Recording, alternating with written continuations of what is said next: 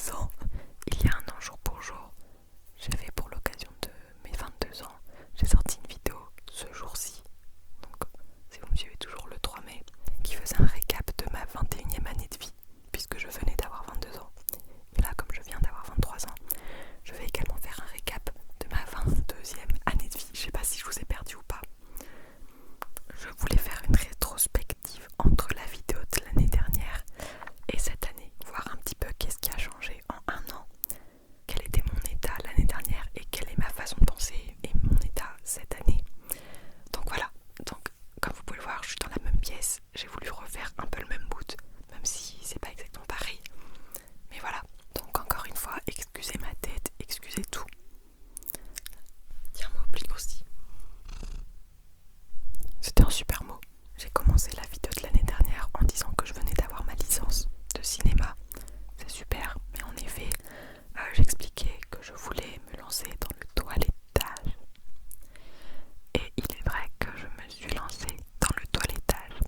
Il y a un an, je croyais que j'allais faire une alternance. Au final, je n'ai pas fait d'alternance, mais j'ai décidé de faire une formation courte de un an. Donc j'ai commencé en juin dernier. Il y avait des cours en distance à faire et ces cours-là, je ne les ai commencés qu'en septembre. Donc en gros, c'est un peu comme si j'avais commencé la formation en septembre. Parce que l'été dernier, j'ai travaillé. Mais ça, on en parle après. Voilà, professionnellement, j'ai changé du tout au tout. L'année dernière, j'étais en année sabbatique. Et cette année, je suis passée au toilettage. Donc je suis passée de quelqu'un de passif en société à quelqu'un de actif en société. Vous allez voir dans la vidéo que c'est quelque chose dont je me plaignais beaucoup, d'être passive en société, que j'avais beaucoup de mal, surtout avec mon hypersomnie. Mais ça, encore une fois, on en parlera plus en détail après. Et c'est assez marrant de voir le contraste entre moi de l'année dernière qui était malheureuse dans le fait de ne pas être active en société et moi cette année qui suis active en société. Vous allez voir mon état mental. C'est hilarant. Bref, alors l'année dernière je n'avais pas d'appartement. Depuis un long moment, je crois que j'ai dû passer un an sans appartement. L'année dernière je n'avais pas de logement et j'étais retournée chez mes parents. Et voilà, j'avais expliqué que pendant l'année avant j'habitais chez mon ex, que après j'ai fini par alterner entre un peu partout, enfin bref. Maintenant, aujourd'hui, un an après, j'ai enfin un logement. J'ai eu un appartement à partir de fin octobre. Et là, on est en juin. On est en mai, pardon, on est le 3 mai. Et j'ai toujours cet appartement. Je n'étais pas censée l'avoir autant. Et je ne sais pas jusqu'à quand je l'aurai. Parce que normalement, il est censé être provisoire. Parce que il faut savoir que oui, je suis en toilettage et je travaille en toilettage. Mais je ne suis pas rémunérée des stages que je fais. Au niveau budgétaire, c'est très compliqué. Donc l'année d'avant, il y a 2 ans, j'avais un poste en polyvalence. Voilà, ça fait 30 ans que je cherche le mot. J'avais un poste en polyvalence dans un supermarché, je faisais plein de trucs, etc. Et en fait, là, cette année, j'ai eu un poste en magasin de vêtements. Donc c'était un autre job d'été, je l'ai préféré à tous ceux que j'avais fait auparavant. Mais c'était très dur, j'en avais très marre de travailler, c'était horrible, j'avais vraiment pas du tout aimé le fait de travailler, logique, mais le boulot en soi était cool. Mais je l'ai arrêté avant la période de fin. Voilà, donc j'ai fait une démission en accord, genre on s'était mis d'accord avec l'entreprise pour démissionner, enfin je sais pas comment expliquer. J'ai eu 2 semaines en moins, voilà en soi ce boulot était ok. Mis à part que j'en avais marre évidemment. Dans la vidéo d'il y a un an, je me plaignais, c'est hyper bizarre, j'ai l'impression que je suis toute dans la vidéo d'il y a un an, je me plaignais beaucoup de mon hypersomnie. Alors oui, j'étais atteinte d'hypersomnie, je vous ai fait une vidéo sur le sujet à l'époque. Maintenant, je n'ai plus vraiment d'hypersomnie. Je dors toujours énormément et ça m'arrive souvent de faire des siestes. Mais ce n'est pas au point où j'étais l'année dernière et où je n'arrivais pas du tout à vivre normalement à cause de cette hypersomnie. Comment ça se fait que je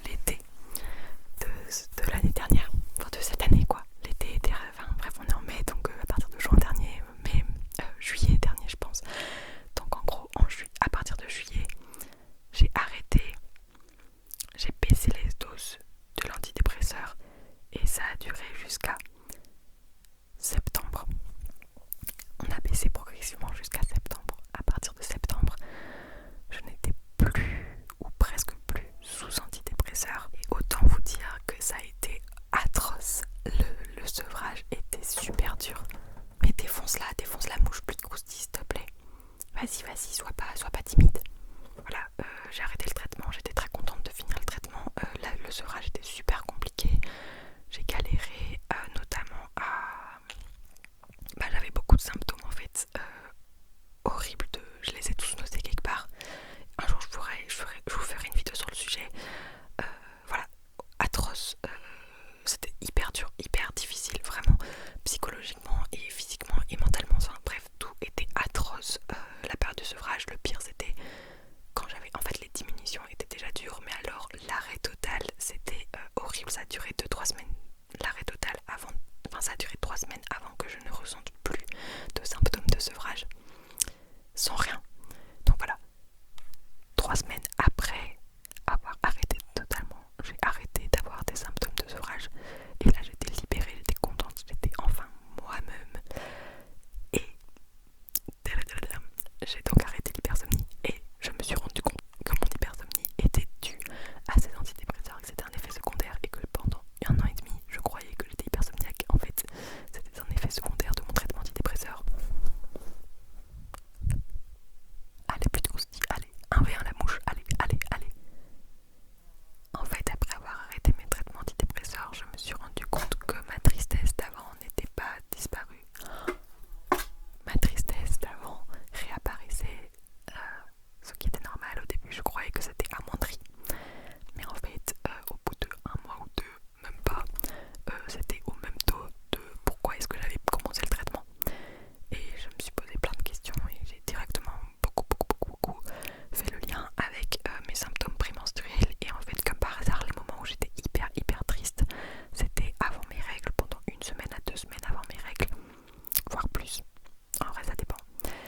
Et que après mes règles, comme par hasard, j'avais plus de symptômes de tristesse, etc. pendant 1 semaine, 2 semaines. Donc voilà, je me suis vite rendu compte qu'en fait, le traitement antidépresseur m'avait fait du bien mentalement, mais ne m'avait pas soigné, ce qui est normal. Mais j'ai aussi pu approfondir la piste de pourquoi est-ce que je me sens mal et lier ça à mes règles. Et du coup, je poursuis sur cette piste et enfin, j'essaie de trouver précisément ce que j'ai et si j'ai le TDPM ou pas, parce que TDPM, c'est le trouble prémenstruel qui donne vraiment des états dépressifs et des pensées sombres et tout. Enfin bref, c'est très hardcore. Et en fait, moi, ma question c'est: est-ce que je suis dépressive ou est-ce que j'ai le TDPM? Voilà, franchement, si j'ai pas le TDPM, c'est que je suis dépressive et qu'il faut que je l'accepte. Je vais parler vite fait du stage. J'ai fait un premier stage entre fin octobre et fin décembre. C'était très dur, très dur, parce que déjà je progressais pas assez, il y avait beaucoup de pression, etc. Et en plus de ça, j'avais mes soucis de problèmes, enfin mes soucis mentaux. Et le cocktail de tout ça, problèmes mentaux, plus le stage, la pression, etc. Ça faisait que plusieurs fois j'ai eu très peur pour moi. Finalement, fin décembre est arrivé et je me suis dit ok, maintenant j'ai 2 mois de pause. Le premier mois de pause en janvier, j'ai passé 1 mois chez mes parents et le retour chez mes parents était très compliqué. Ouais, c'était très dur de me réadapter à chez mes parents. Et après, pendant un autre mois, le mois de février, je suis retournée seule dans ma ville d'études. Mais je ne travaillais pas, enfin j'étais juste toute seule et j'ai pu avancer sur la chaîne ASMR. J'ai beaucoup avancé, j'ai beaucoup fait pour la chaîne ASMR en février. J'étais très active, je sais pas si vous l'avez remarqué, mais bref, sûrement que ça se remarquait pas, mais j'étais hyper investie. Et j'ai avancé aussi en parallèle avec les projets, les dossiers et tout en toilettage, parce que du coup, oui, il fallait que j'avance aussi sur les cours à distance que j'avais et sur les dossiers, enfin bref. En mars et en avril, et aussi en février, j'avais fait un autre stage de toilettage pendant 1 semaine, mais bref. En mars et en avril, j'ai fait mon 2e grand stage de toilettage, et là déjà je progressais plus, c'était déjà plus facile, etc. Le stage s'est mieux déroulé, mais mes soucis mentaux ne se sont pas du tout améliorés. En fait, c'est une boucle infernale. Le fait d'aller bien, puis d'aller mal, puis d'aller bien, puis d'aller mal, et dossier comme ça, c'est absolument invivable. Et en fait, mes problèmes mentaux se sont, on va dire,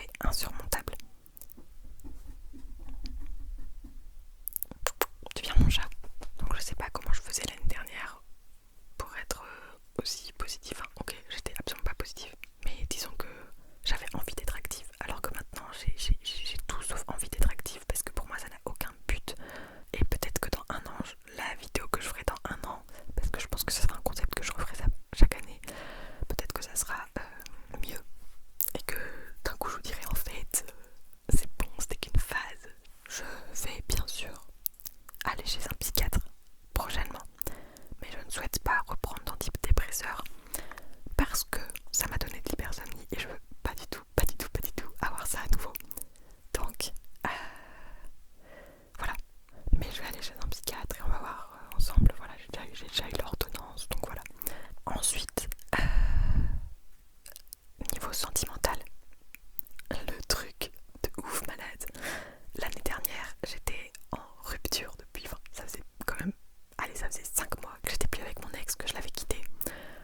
Voilà, donc c'était il y a 1 an et demi que je l'avais quitté. Vous en avez beaucoup entendu parler, c'était une relation super toxique, absolument horrible, etc. Ok, cette année, niveau sentimental, je suis sortie avec quelqu'un pendant 5 mois. Et attention, mesdames et messieurs, il s'agissait d'une fille. Bravo les lesbiennes. Je sais pas si vous avez oublié, mais je suis bisexuelle. Voilà, je suis bi. Donc ne soyez pas choc-barre et ne soyez pas homophobe évidemment. Enfin bon, visiblement c'est trop demandé pour certains. Donc voilà, je suis sortie avec elle pendant 5 mois et c'était une relation extrêmement différente de la première que j'avais vécue. C'était une relation saine. Bravo. Bravo. Je ne vais pas parler en détail de cette relation, mais en gros, ok, si, c'était la bonne personne, mais à ce moment-là, voilà, pour moi, il n'y a pas genre une bonne personne pour soi, mais plein de bonnes personnes. Enfin, c'est selon le moment différent de ta vie que la personne est une bonne personne pour toi. Enfin bref, je pense que t'as capté. Mais du coup, voilà, relation saine, ça a démarré trop vite, trop fort. Et malheureusement, on avait trop de différences.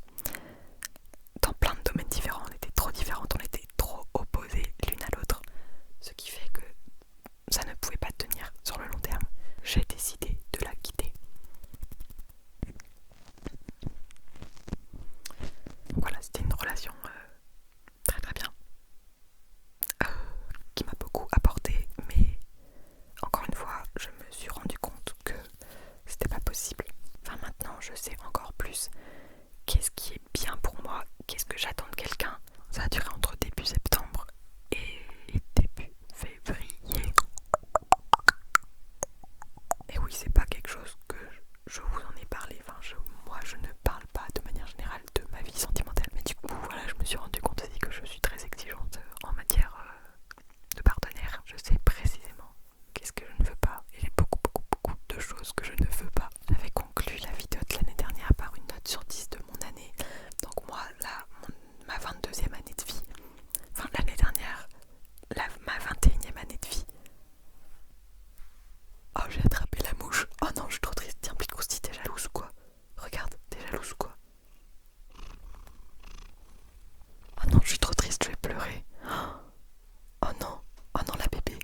Elle est encore vivante, ok. Je vais pleurer. Tiens, Picrousti, c'est un cadeau. Tiens. Elle vient de revoler, c'est une blague. Bon, comme j'ai un peu pitié, on va laisser la mouche. Donc l'année dernière, j'avais mis un 4 sur 10. Cette année, je mets un 2 sur 10. Mais ne vous inquiétez pas, si tout se passe bien, en juin, en mi-juin, j'ai mes examens. Si tout se passe bien, à partir de fin juillet, tout sera good.